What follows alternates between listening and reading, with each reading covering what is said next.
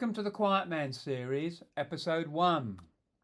As I said in the pilot, there's going to be 54 episodes, all based around the 54 lessons in my book, Listening, Laughing and Learning. Chapter 1, which has lesson number 1, starts in 1954, which was when I was born.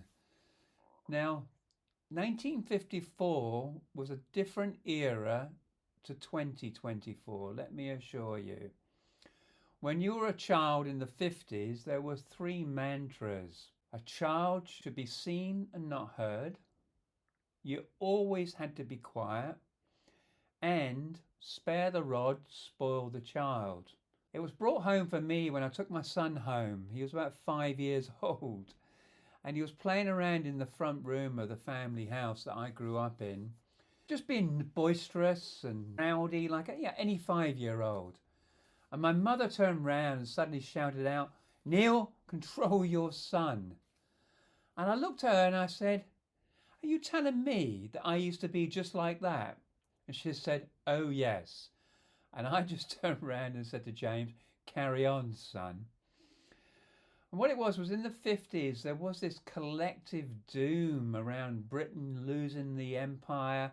The national self-esteem was going south. The new kids on the block were the Americans. George Bernard Shaw was a great playwright in the early 1900s. And he was part of the Fabian Society run by Beatrice and Sidney Webb. And he was at this Fabian do, and Beatrice Webb came up to him and said, "Mr. Shaw, why do you write under the nom de plume of cornetto bassoon?"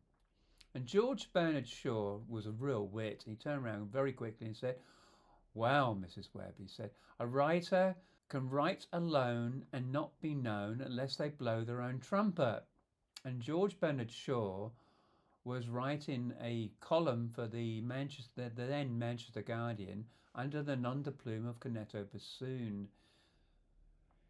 And in a way, he was blowing his own trumpet, much like Americans do, and in the next century, as the Chinese will do.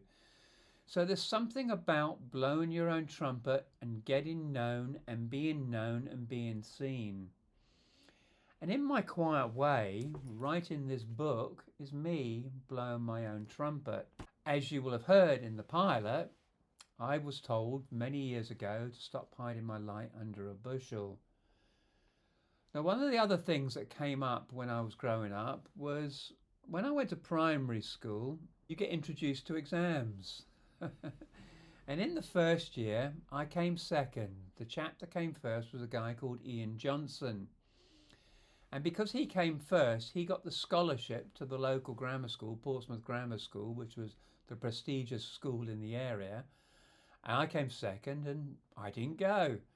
The following year, I came first, but no cigar. Now, coming second is okay, but I can tell you this, coming first feels so much better. That is the primary lesson from chapter 1 of the book. Coming second's okay, but coming first feels so much better. Episode 2 will be tomorrow. If you've liked this, give it a thumbs up, like it, share it, and please subscribe and continue to come along and listen to these episodes from my book.